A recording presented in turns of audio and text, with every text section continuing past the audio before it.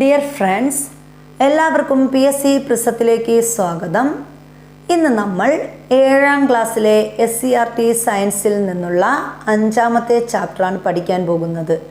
അപ്പോൾ 7ാം ക്ലാസ്സിലെ SCERT സയൻസിൽ നിന്നുള്ള 1 മുതൽ 4 വരെയുള്ള ന്യൂ സിലബസ് പ്രകാരമുള്ള ചാപ്റ്റേഴ്സ് നമ്മൾ ഓൾറെഡി അപ്ലോഡ് ചെയ്തിട്ടുണ്ട്. അപ്പോൾ അത് കാണാത്തവർക്ക് അതിൻ്റെ ലിങ്ക് ഡിസ്ക്രിപ്ഷനിൽ കൊടുത്തേക്കാം, അത് കാണുക. അതുപോലെ തന്നെ 5ാം ക്ലാസ്സിലെ ന്യൂ സിലബസ് പ്രകാരമുള്ള സോഷ്യൽ സയൻസ് എന്നിവയുടെ ഫസ്റ്റ് പാർട്ടുകളും നമ്മൾ അപ്ലോഡ് ചെയ്തിട്ടുണ്ട്. അതിൻ്റെയും ലിങ്ക് ഡിസ്ക്രിപ്ഷനിൽ കൊടുത്തേക്കാം, അത് കാണാത്തവർ കാണുക. അപ്പോൾ എല്ലാവരും ലൈക്ക് ചെയ്യുക, അതുപോലെ ഷെയർ ചെയ്യുക, സബ്സ്ക്രൈബ് ചെയ്യുക, അതുപോലെ നിങ്ങളുടെ വിലയേറിയ കമൻറ്റുകൾ കമൻറ്റ് ബോക്സിൽ രേഖപ്പെടുത്തുക. അപ്പോൾ നമുക്ക് ക്ലാസ്സിലേക്ക് കടക്കാം. 7ാം ക്ലാസ്സിലെ SCERT സയൻസ് 5ാമത്തെ ചാപ്റ്റർ മനുഷ്യ ശരീരം ഒരു വിസ്മയം, ദഹനവും ശ്വസനവും എന്നതാണ് നമ്മുടെ ചാപ്റ്റർ. അപ്പോൾ ഇവിടെ നമ്മുടെ ചാപ്റ്റർ തുടങ്ങുമ്പോൾ തന്നെ ഒരു 4 ചിത്രങ്ങൾ തന്നിട്ടുണ്ട്. അപ്പോൾ എന്താണ്, എല്ലാ ജീവികൾക്കും ആഹാരം ആവശ്യമാണല്ലോ. ആഹാരം സമ്പാദിക്കുന്ന രീതിയും ഓരോ ജീവിയിലും വ്യത്യസ്തമാണ്. അപ്പം നമുക്കറിയാം ഓരോ ജീവിയുടെ ആഹാരവും അതുപോലെ അത് ആഹാരം സമ്പാദിക്കുന്ന രീതിയും എങ്ങനെയാണ്, വ്യത്യസ്തമാണ്. ഇളം പുല്ല് തിന്നുന്ന മുയലുകൾ, ഇവിടെ ചിത്രങ്ങൾ തന്നിട്ടുണ്ട്. അതുപോലെ നെൽക്കതിർ കൊത്തിപ്പറക്കുന്ന തത്തകൾ, എലിയെ വിഴുങ്ങുന്ന പാമ്പ്, അതെ എലിയുടെ പാമ്പിൻ്റെ വായിലകപ്പെട്ട ഒരു എലിയാണിത്. അതുപോലെ എന്താണ്, വൃക്ഷത്തിൻ്റെ മുകളിലുള്ള തേനീച്ചക്കൂട്ടിൽ നിന്നും തേൻ കുടിക്കുന്ന കരടി. അപ്പോൾ ഇതൊക്കെ എന്താണ്, നമുക്ക് ചുറ്റുപാടും കാണാൻ കഴിയുന്ന കാഴ്ചകളാണ്. ചുറ്റുപാടുമുള്ള നിരവധി ജീവികളുടെ ആഹാരവും ആഹാര സമ്പാദന രീതികളും നിങ്ങൾ നിരീക്ഷിച്ചിട്ടുണ്ടല്ലോ. നിങ്ങൾ നിരീക്ഷിച്ചിട്ടുള്ള ജീവികളും അവയുടെ ആഹാരവും ഉൾപ്പെട്ട പട്ടിക ക്ലാസ്സിൽ അവതരിപ്പിച്ചാലോ. അപ്പോൾ താഴെ ഒരു പട്ടിക തന്നിട്ടുണ്ട്. അതായത് നമ്മൾ കുറച്ച് ജീവികളുടെ പേര് തന്നിട്ടുണ്ട്, അവയുടെ ആഹാരം എന്തൊക്കെയാണെന്നും തന്നിട്ടുണ്ട്. പശു എന്താണ് കഴിക്കുന്നത്, പുല്ല്. ആട് ആണെങ്കിൽ ഇലകളാണ്. പൂച്ച എലിയെ കഴിക്കുന്നുണ്ട്. കരടിയാണെങ്കിൽ എന്താണ്, തേൻ കഴിക്കും. ഇനി മുയലാണെങ്കിൽ എന്താണ്, ഇളം പുല്ല്, അതുപോലെ ക്യാരറ്റ് എന്നിവയാണ് നമ്മുടെ മുയലിൻ്റെ ആഹാരം. എന്തൊക്കെയാണ്, ക്യാരറ്റുമുണ്ട്, അതുപോലെ ഇളം പുല്ലുമുണ്ട്. മനുഷ്യനാണെങ്കിൽ എന്താണ്, ചോറും കറികളുമൊക്കെയാണ് മനുഷ്യൻ്റെ ആഹാരം. കൂടുതൽ ജീവികളെ ഉൾപ്പെടുത്തി പട്ടിക വിപുലീകരിക്കാൻ പറഞ്ഞിട്ടുണ്ട്. പട്ടിക ഉപയോഗപ്പെടുത്തി എന്തൊക്കെയാണ്, സസ്യാഹാരികൾ, മാംസാഹാരി, മിശ്രാഹാരി എന്നിങ്ങനെ ജീവികളെ തരംതിരിച്ച് ശാസ്ത്ര പുസ്തകത്തിൽ എഴുതാനും പറഞ്ഞിട്ടുണ്ട്. അപ്പോൾ ജീവികളെ എന്തൊക്കെയാണ്, സസ്യാഹാരികൾ, മാംസാഹാരികൾ, മിശ്രാഹാരികൾ, ഇവ രണ്ടും കഴിക്കുന്നവർ എന്നിങ്ങനെ തരംതിരിക്കാൻ പറഞ്ഞിട്ടുണ്ട്. ഓരോ ജീവിയുടെയും ആഹാരം വ്യത്യസ്തമാണ്. എല്ലാ ജീവികളും ആഹാരം സ്വീകരിക്കുകയും അത് പ്രയോജനപ്പെടുത്തുകയും ചെയ്യുന്നു. അപ്പോൾ എല്ലാ ജീവികളും എന്ത് ചെയ്യുന്നുണ്ട്, ആഹാരം സ്വീകരിക്കുന്നു. ഒരു തരത്തിൽ അല്ലെങ്കിൽ മറ്റൊരു തരത്തിൽ എല്ലാ ജീവികളും ആഹാരം സ്വീകരിക്കുന്നു, അത് പ്രയോജനപ്പെടുത്തുകയും ചെയ്യുന്നുണ്ട്. അടുത്ത് നമ്മൾ പറയുന്നത് പോഷണം അല്ലെങ്കിൽ ന്യൂട്രീഷൻ എന്താണെന്നാണ് പറയുന്നത്. ജീവികൾ ആഹാരം സ്വീകരിക്കുകയും പ്രയോജനപ്പെടുത്തുകയും ചെയ്യുന്ന പ്രക്രിയയാണ് പോഷണം. അപ്പം എന്താണ് പോഷണം എന്ന് പറഞ്ഞാൽ, ജീവികൾ എന്ത് ചെയ്യുന്നു, ആഹാരം സ്വീകരിക്കുന്നു, അത് പ്രയോജനപ്പെടുത്തുകയും ചെയ്യുന്ന പ്രക്രിയ. അപ്പോൾ ആഹാരം സ്വീകരിക്കുകയും പ്രയോജനപ്പെടുത്തുകയും ചെയ്യുന്ന പ്രക്രിയയാണ് എന്ത്, പോഷണം.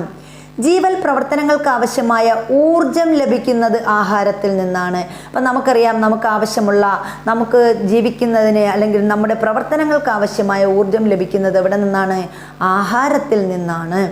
നാം കഴിക്കുന്ന ആഹാരത്തിന് നമ്മുടെ ശരീരത്തിൽ വച്ച് ഒട്ടേറെ മാറ്റങ്ങൾ സംഭവിക്കുന്നു. അപ്പം നമ്മൾ ആഹാരം കഴിക്കുമ്പോൾ തന്നെ നമ്മുടെ ശരീരത്തിൽ വെച്ച് ആഹാരത്തിന് ഒരുപാട് മാറ്റങ്ങൾ സംഭവിക്കുന്നുണ്ട്. സ്വീകരിച്ച ആഹാരം ജീവികൾ എങ്ങനെയാണ് പ്രയോജനപ്പെടുത്തുന്നത്, നാം കഴിക്കുന്ന ആഹാരത്തിന് എന്ത് സംഭവിക്കുന്നുവെന്നും അത് എങ്ങനെ പ്രയോജനപ്പെടുന്നുവെന്നുമാണ് അടുത്ത് നമ്മൾ പഠിക്കുന്നത്.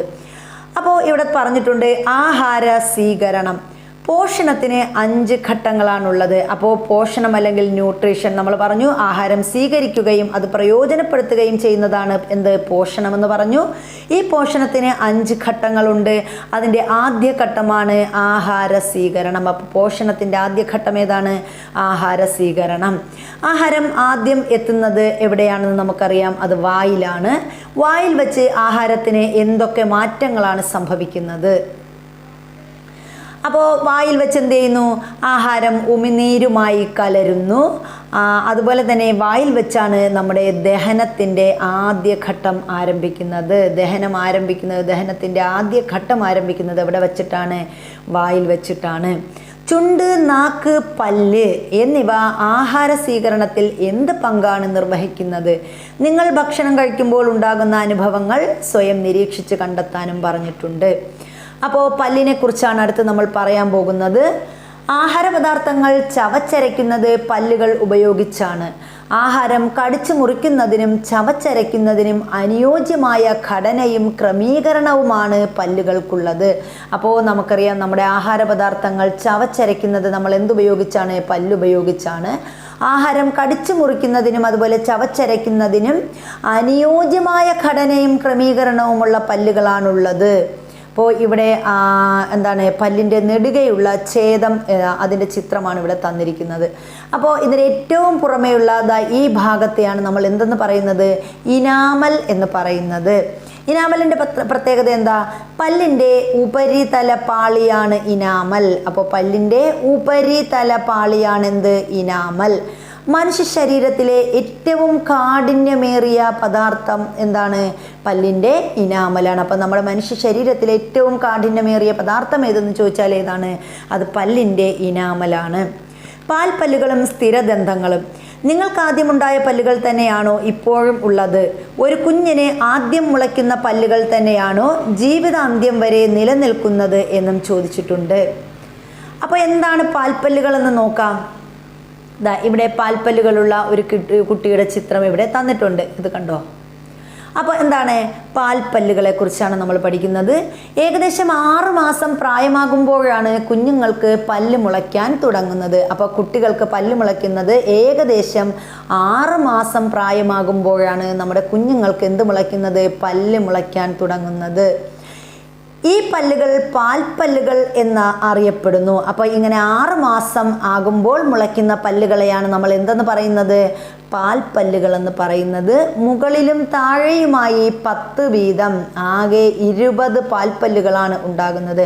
അപ്പോൾ നമ്മുടെ കുട്ടികൾക്കുണ്ടാകുന്ന പാൽപ്പല്ലുകളുടെ എണ്ണം എത്രയാണ്? 20. അത് മുകളിൽ 10 ഉണ്ടാകും, താഴെ എന്തുണ്ടാകും? 10 ഉണ്ടാകും. അങ്ങനെ ഇതുപോലെ എത്ര പല്ലുകളാണ് നമ്മുടെ കുട്ടികൾക്ക്? 20 പാൽപ്പല്ലുകളാണ് ഉണ്ടാകുന്നത്.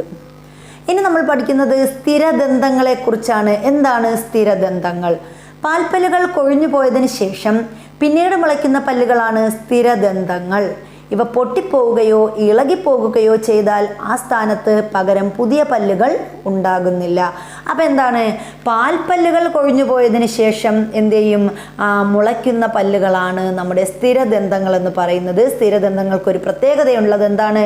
ഇവ പൊട്ടിപ്പോവുകയോ ഇളകിപ്പോകുകയോ ചെയ്താൽ പകരം എന്ത് മുളയ്ക്കില്ല? പുതിയ പല്ലുകൾ ഉണ്ടാകില്ല.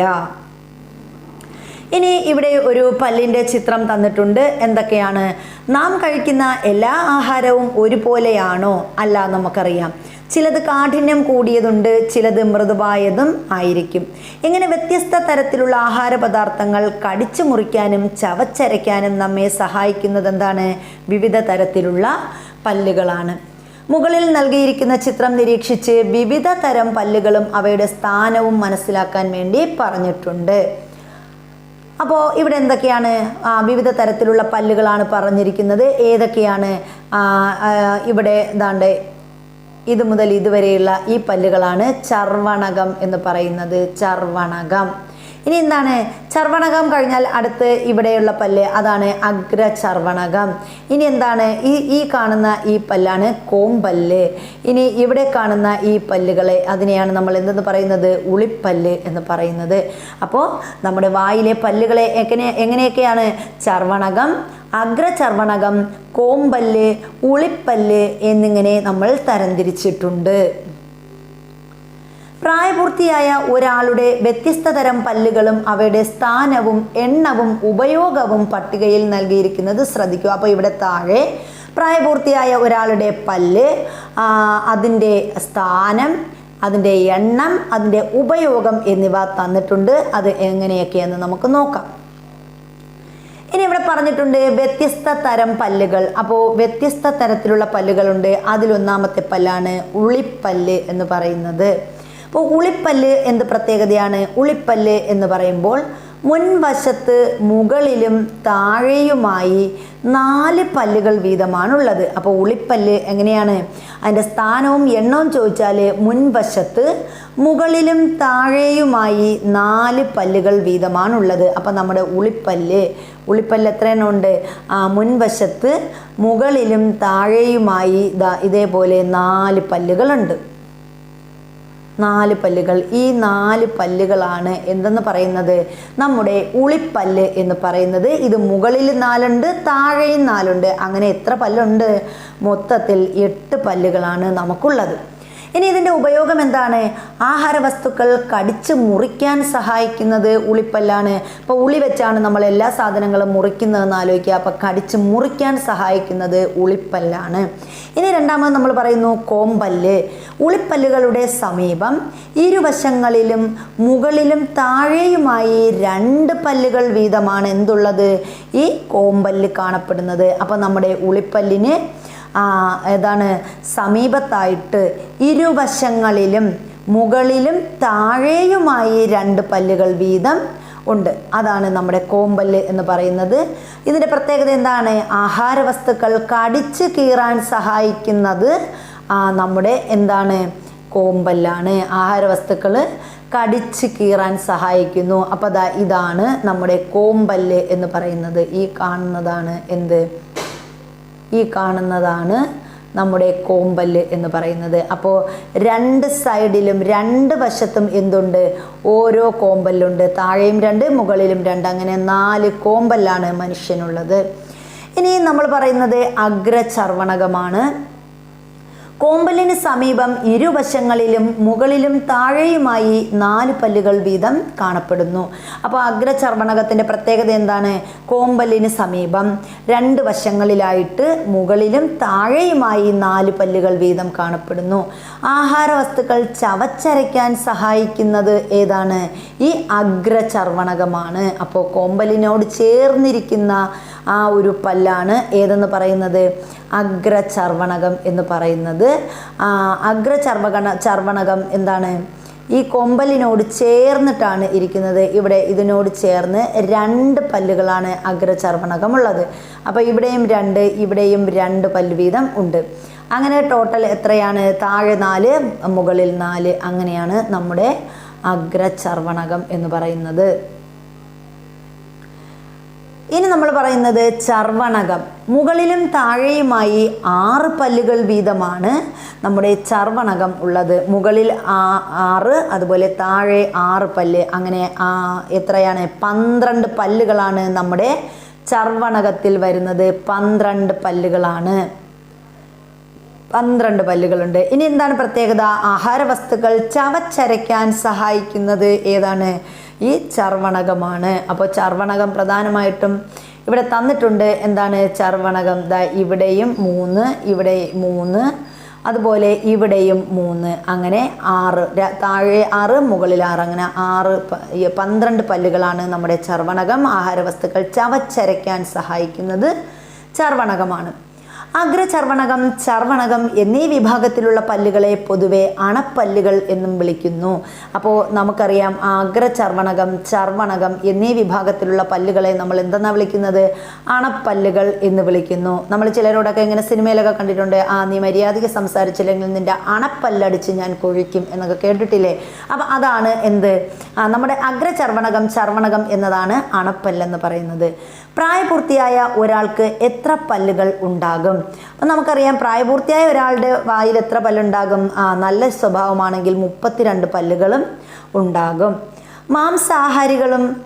ഇനി ഇവിടെ നമ്മൾ പറയുന്നത് ഓരോ തരം പല്ലിൻ്റെയും ഉപയോഗം, എണ്ണം എന്നിവ പട്ടിക പരിശോധിച്ച് ശാസ്ത്ര പുസ്തകത്തിൽ കുറിക്കാൻ പറഞ്ഞിട്ടുണ്ട്. മാംസാഹാരികളും സസ്യാഹാരികളുമായ ജീവികളുടെ പല്ലുകളുടെ പ്രത്യേകത അവയുടെ ആഹാര രീതിയുമായി എത്രമാത്രം ബന്ധപ്പെട്ടിരിക്കുന്നുവെന്ന് ചുവടെയുള്ള ചിത്രവും കുറിപ്പും വിശകലനം ചെയ്ത് കണ്ടെത്താൻ പറഞ്ഞിട്ടുണ്ട്. അപ്പോൾ ഇവിടെ മാംസാഹാരികളായ ചില ജീവികളുടെ ചിത്രങ്ങൾ തന്നിട്ടുണ്ട്. ആരൊക്കെയാ? ഇവിടെ കടുവ, അതുപോലെ ഇവിടെ മറ്റൊരു ജീവിയുടെ ചിത്രവും തന്നിട്ടുണ്ട്. ഇതിൻ്റെ പല്ലും ഇവിടെ തന്നിട്ടുണ്ട്. അപ്പോൾ മാംസാഹാരികളുടെ കോമ്പല്ലുകൾ വളരെയേറെ വികാസം പ്രാപിച്ചിരിക്കുന്നു. മാംസാഹാരികളുടെ കോമ്പല്ല് കണ്ടോ? അപ്പോൾ ഇതാണ് മാംസാഹാരികളുടെ കോമ്പല്ല് എന്ന് പറയുന്നത്. അപ്പോൾ ഇതിന് വളരെയേറെ വികാസം പ്രാപിച്ചിരിക്കുന്നു എന്നാണ് പറയുന്നത്. ഇവ മാംസം കടിച്ചു കീറാൻ സഹായിക്കുന്നു. അപ്പോൾ ഈ കോമ്പല്ല് മാംസാഹാരി, കടുവയെ പോലുള്ളതിൻ്റെയൊക്കെ പല്ല് കണ്ടോ? നല്ല കൂർത്ത പല്ലാണ്. അപ്പോൾ എന്തിനു വേണ്ടിയിട്ടാണ് ഇത്? മാംസം കടിച്ചു കീറാനായിട്ട് സഹായിക്കുന്നതാണ് ഈ കോമ്പല്ലെന്ന് പറയുന്നത്. സസ്യാഹാരികളിൽ ഉളിപ്പല്ലുകൾ ആഹാരം കടിച്ചു മുറിക്കാനും അണപ്പല്ലുകൾ ആഹാരം ചവച്ചരയ്ക്കാനും സഹായിക്കുന്നു. അപ്പോൾ സസ്യാഹാരികളിലാണെങ്കിൽ എങ്ങനെയാണ്? സസ്യാഹാരികൾ നമ്മുടെ ഉളിപ്പല്ലെന്ന് പറയുന്നത് ആഹാരം കടിച്ചു മുറിക്കാൻ ഉപയോഗിക്കുന്നു. അതുപോലെ അണപ്പല്ലുകൾ എന്തിനു വേണ്ടിയിട്ടാണ്? ആഹാരം ചവച്ചരയ്ക്കാനും ഉപയോഗിക്കുന്നു. ഇനി നമ്മൾ അടുത്ത് പറഞ്ഞിട്ടുണ്ട്, ഇവിടെ കേടായ ഒരു പല്ലിൻ്റെ ചിത്രമാണ് നമുക്ക് കാണിച്ചിരിക്കുന്നത്. അപ്പം എന്താണ്? ദന്തക്ഷയത്തെക്കുറിച്ചാണ് പറഞ്ഞിരിക്കുന്നത്. ഭക്ഷണം ചവച്ചരയ്ക്കുന്നതിൽ മുഖ്യ പങ്ക് വഹിക്കുന്ന പല്ലുകൾ ശ്രദ്ധയോടെ സംരക്ഷിക്കേണ്ടതാണ്. എന്നാൽ മിക്ക ആളുകളിലും പല്ലുകൾ കേടുവരാറുണ്ട്. അതിൻ്റെ ചിത്രമാണ് ഇവിടെ തന്നിരിക്കുന്നത്. പല്ലുകൾ കേടുവരുന്നത് എങ്ങനെയെന്ന് കണ്ടെത്താനായി നമുക്കൊരു പരീക്ഷണം ചെയ്തു നോക്കിയാലോ? കാൽസ്യം സംയുക്തം കൊണ്ട് നിർമ്മിതമായ കാഠിന്യമേറിയ പദാർത്ഥമാണ് മാർബിൾ എന്ന് പറയുന്നത്. അപ്പോൾ മാർബിളിൻ്റെ പ്രത്യേകത എന്താണ്? കാൽസ്യം സംയുക്തം കൊണ്ട് നിർമ്മിതമായ കാഠിന്യമേറിയ പദാർത്ഥമാണ് മാർബിൾ. ഇതിൻ്റെ ചെറിയ കഷ്ണം എടുത്ത് ഹാൻഡ് ലെൻസ് ഉപയോഗിച്ച് നിരീക്ഷിക്കുക. അപ്പോൾ ചെറിയൊരു പീസ് മാർബിൾ എടുത്തിട്ട് നമ്മുടെ ഹാൻഡ് ലെൻസ് ഉപയോഗിച്ച് നിരീക്ഷിക്കാൻ പറഞ്ഞിട്ടുണ്ട്. ഇതിനെ നേർപ്പിച്ച ഹൈഡ്രോക്ലോറിക് ആസിഡിൽ ഇട്ട് വയ്ക്കുക. അപ്പോൾ ഇതെന്ത് ചെയ്യണം? നേർപ്പിച്ച ഹൈഡ്രോക്ലോറിക് ആസിഡിൽ ഇട്ട് വയ്ക്കുക. കുറച്ച് സമയം കഴിഞ്ഞ് ഇതെടുത്ത് ഹാൻഡ് ലെൻസ് ഉപയോഗിച്ച് വീണ്ടും നിരീക്ഷിക്കുക. മാർബിൾ കഷ്ണത്തിന് എന്ത് മാറ്റമാണ് കാണുന്നത്? അപ്പോൾ എന്ത് മാറ്റമാണെന്ന് നമുക്ക് നോക്കാം. മാർബിൾ കഷ്ണം ദ്രവിക്കുന്നതായി കണ്ടില്ലേ? അപ്പോൾ ഈ ഹൈഡ്രോക്ലോറിക് ആസിഡിൽ മാർബിൾ കഷ്ണം എടുത്തിട്ട് വെച്ചിരുന്നാൽ എന്ത് ചെയ്യും? മാർബിൾ കഷ്ണം ദ്രവിക്കുന്നതായി കാണാം. ആസിഡ് കാൽസ്യം സംയുക്തമായ മാർബിളുമായി പ്രവർത്തിച്ചതാണ് ഇതിന് കാരണം. അപ്പോൾ ഈ ആസിഡ് എന്ത് ചെയ്യുന്നു? കാൽസ്യം സംയുക്തമായ മാർബിളുമായി പ്രവർത്തിച്ച് എന്ത് ചെയ്യുന്നു? അത് ദ്രവിക്കുന്നു. പല്ലിൻ്റെ ഇനാമലും ഒരു കാൽസ്യം സംയുക്തമാണ്. അപ്പം നമ്മുടെ പല്ലിൻ്റെ നമ്മൾ പഠിച്ചു, നമ്മുടെ മനുഷ്യൻ്റെ ഏറ്റവും കാഠിന്യമേറിയ, മനുഷ്യ ശരീരത്തിലെ കാഠിന്യമേറിയ പദാർത്ഥമാണ് പല്ലിൻ്റെ ഇനാമൽ എന്ന് പറയുന്നത്. ഈ പല്ലിൻ്റെ ഇനാമലും ഒരു കാൽസ്യം സംയുക്തമാണ്. ഇത് ആസിഡുമായി പ്രവർത്തിക്കുമ്പോൾ എന്ത് ചെയ്യും? കാലക്രമേണ നശിക്കുന്നു.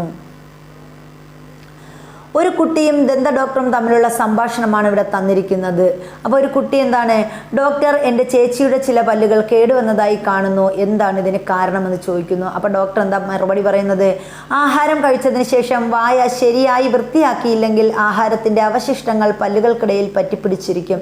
ഇതിൽ ബാക്ടീരിയകൾ പോഷണം നടത്തും. തൽഫലമായി ലാക്റ്റിക് ആസിഡ് ഉണ്ടാകും. ഇതാണ് പല്ലുകളെ കേടുവരുത്തുന്നത്. അപ്പോൾ പല്ലുകളെ കേടുവരുത്തുന്ന ആസിഡ് ഏതെന്ന് ചോദിച്ചാൽ അത് ഏതാണ്? ലാക്റ്റിക് ആസിഡാണ്. ലാക്റ്റിക് ആസിഡ് വളരെ വീര്യം കുറഞ്ഞ ഒരു ആസിഡാണല്ലോ. അതെങ്ങനെയാണ് പല്ലിനെ നശിപ്പിക്കുന്നത്? കാൽസ്യം സംയുക്തമായ മാർബിൾ ഹൈഡ്രോക്ലോറിക് ആസിഡുമായി പ്രവർത്തിക്കുമ്പോൾ അത് ദ്രവിക്കുമെന്നറിയാമല്ലോ.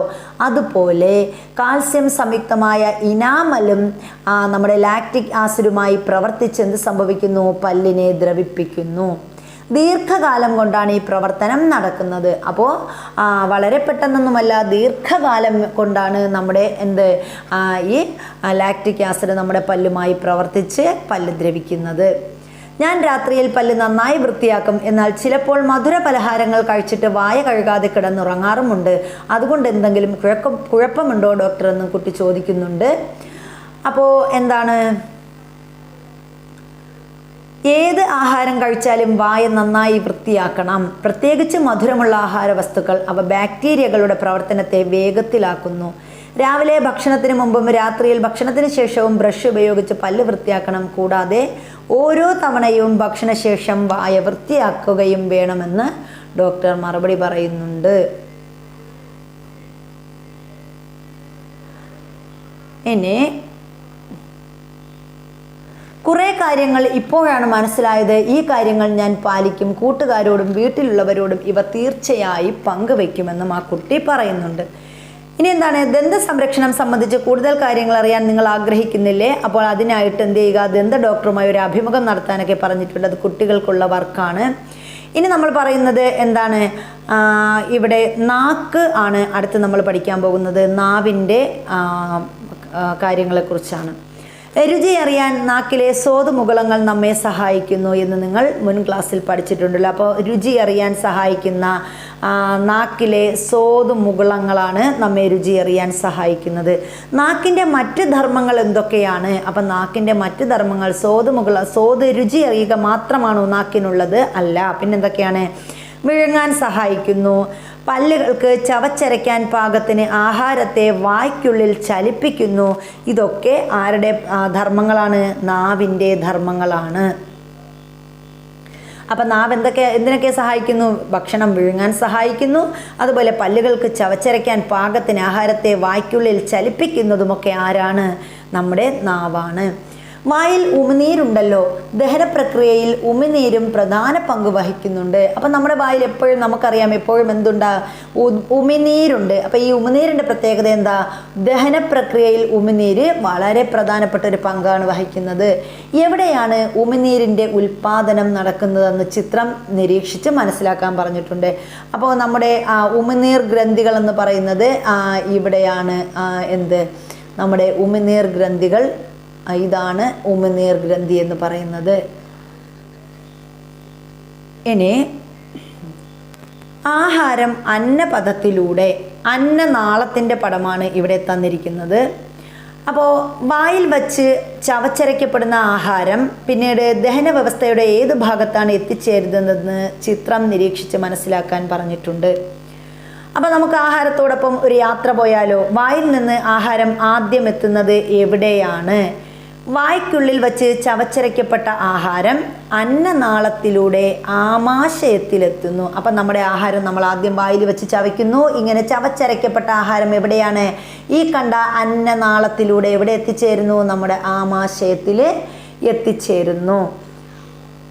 ഇനി അന്നനാളത്തിൻ്റെ സ്ഥാനം ചിത്രം നോക്കി മനസ്സിലാക്കാൻ പറഞ്ഞിട്ടുണ്ട്. ഇനി എന്താണ് അന്നനാളം? അപ്പോൾ എന്താണ് അന്നനാളം? വായയെ ആമാശയവുമായി ബന്ധിപ്പിക്കുന്ന ഒരു കുഴലാണ് അന്നനാളം. അപ്പോൾ നമ്മുടെ വായ, അതുപോലെ നമ്മുടെ വായയെ എന്ത് ചെയ്യുന്നു? ആമാശയവുമായി ബന്ധിപ്പിക്കുന്നത്. നമ്മുടെ വായയെ ആമാശയവുമായി ബന്ധിപ്പിക്കുന്ന ഈ കുഴലാണ് ഏത്? അന്നനാളം എന്ന് പറയുന്നത്. ഇത് പേശികളാൽ നിർമ്മിക്കപ്പെട്ടിരിക്കുന്നു. അപ്പോൾ അന്നനാളം നിർമ്മിക്കപ്പെട്ടിരിക്കുന്നത് എന്തിനാൽ എന്ന് ചോദിച്ചാൽ നമ്മൾ എന്ത് പറയണം? പേശികളാലാണ് അന്നനാളം നിർമ്മിക്കപ്പെട്ടിരിക്കുന്നത്. അന്നനാളഭിത്തിയുടെ തരംഗ രൂപത്തിലുള്ള ചലനം കൊണ്ടാണ് ആഹാരം ആമാശയത്തിലെത്തുന്നത്. അപ്പോൾ നമ്മുടെ അന്നനാളഭിത്തിയുടെ തരംഗ രൂപത്തിലുള്ള ചലനമാണ് ആഹാരത്തെ എവിടെ എത്തിക്കുന്നത്? ആമാശയത്തിലെത്തിക്കുന്നത്. ഈ അന്നനാളഭിത്തിയുടെ തരംഗ രൂപത്തിലുള്ള ഈ ചലനത്തിന് പറയുന്ന പേരാണ് പെരിസ്റ്റാൾസിസ്. അപ്പോൾ എന്താണ് പെരിസ്റ്റാൾസിസ് എന്ന് ചോദിച്ചാൽ നമുക്ക് എന്ത് പറയാൻ കഴിയും? അന്നനാളഭിത്തിയുടെ തരംഗ രൂപത്തിലുള്ള ചലനത്തെയാണ് നമ്മൾ എന്തെന്ന് പറയുന്നത്? പെരിസ്റ്റാൾസിസ് എന്ന് പറയുന്നത്. അപ്പം ഈ ചലനമാണ്, അല്ലെങ്കിൽ ഈ പെരിസ്റ്റാൾസിസ് ആണ് ആഹാരത്തെ എവിടെ എത്തിക്കുന്നത്? ആമാശയത്തിൽ എത്തിക്കുന്നത്. ആഹാരം ആമാശയത്തിൽ. അപ്പം നമ്മുടെ ആമാശയം എന്ന് പറയുന്നത് ഈ ഒരു സാധനമാണ് നമ്മുടെ ആമാശയം എന്ന് പറയുന്നത്. അപ്പം നമ്മുടെ കഴിക്കുന്ന ആഹാരത്തിനനുസരിച്ച് എന്ത് ചെയ്യും? നമ്മുടെ ആമാശയം വലുതായി വരും. വായ്ക്കുള്ളിൽ വെച്ച് ദഹനം ആരംഭിച്ച ആഹാര പദാർത്ഥങ്ങൾ അന്നനാളം വഴി ആമാശയത്തിൽ എത്തിച്ചേരുമെന്ന് മനസ്സിലാക്കിയല്ലോ. ആമാശയത്തിൽ വെച്ച് പോഷണത്തിൻ്റെ രണ്ടാം ഘട്ടമായ ദഹനം ഭാഗികമായി നടക്കുന്നു. അപ്പോൾ നമ്മൾ പറഞ്ഞു എന്താണ്? പോഷണത്തിന് 5 ഘട്ടങ്ങളുണ്ട്. അതിലൊന്നെന്ന് പറയുന്നത് നമ്മുടെ വായയാണ്, വായിൽ വെച്ചാണ് നടക്കുന്നത്. ഇനി എന്താണ്? ആമാശയത്തിൽ വെച്ച് പോഷണത്തിൻ്റെ രണ്ടാം ഘട്ടമായ ദഹനം ഭാഗികമായി നടക്കുന്നു. അപ്പോൾ നമ്മുടെ എന്താണ് പോഷണത്തിൻ്റെ രണ്ടാം ഘട്ടം ആരംഭിക്കുന്നത് എവിടെയാണ്? ആമാശയത്തിൽ വെച്ചാണ്. ആമാശയത്തിൽ വെച്ച് ദഹനം ഭാഗികമായി നടക്കുന്നു. ആഹാരപദാർത്ഥങ്ങൾ 4 മുതൽ 5 മണിക്കൂർ വരെ അവിടെ നിലനിൽക്കും. അപ്പം 4 മുതൽ 5 മണിക്കൂർ വരെ എന്താണ് നമ്മൾ കഴിക്കുന്ന ആഹാരം എവിടെ നിലനിൽക്കും? ആമാശയത്തിൽ നിലനിൽക്കും. ആമാശയഭിത്തിയുടെ തരംഗരൂപത്തിലുള്ള ചലനം മൂലം ആഹാരം കുഴമ്പ് രൂപത്തിലാകുന്നു. നമ്മൾ പറഞ്ഞല്ലോ, ആമാശയഭിത്തിയുടെ തരംഗരൂപത്തിലുള്ള ചലനം നമ്മുടെ ആഹാരത്തെ എങ്ങനെയാക്കും? കുഴമ്പ് രൂപത്തിലാക്കുന്നു. ആമാശയഭിത്തിയിൽ കാണുന്ന ഗ്രന്ഥികൾ ഉൽപ്പാദിപ്പിക്കുന്ന ആമാശയ രസം. അപ്പം നമ്മുടെ ആമാശയഭിത്തിയിൽ കാണുന്ന ഗ്രന്ഥികൾ ഉൽപ്പാദിപ്പിക്കുന്ന ആമാശയ രസം ദഹനത്തെ സുഗമമാക്കുന്നു. അപ്പോൾ ഈ ആമാശയ രസം എന്ത് ചെയ്യുന്നു? ദഹനത്തെ സുഗമമാക്കുന്നു. ചെറിയ അളവിൽ ഹൈഡ്രോക്ലോറിക് ആസിഡും ആമാശയഭിത്തി ഉൽപ്പാദിപ്പിക്കുന്നു. അപ്പം നമ്മുടെ ആമാശയഭിത്തിയിൽ ഹൈഡ്രോക്ലോറിക് ആസിഡും എന്ത് ചെയ്യുന്നുണ്ട്? ചെറിയ അളവിൽ ഉൽപ്പാദിപ്പിക്കപ്പെടുന്നുണ്ട്.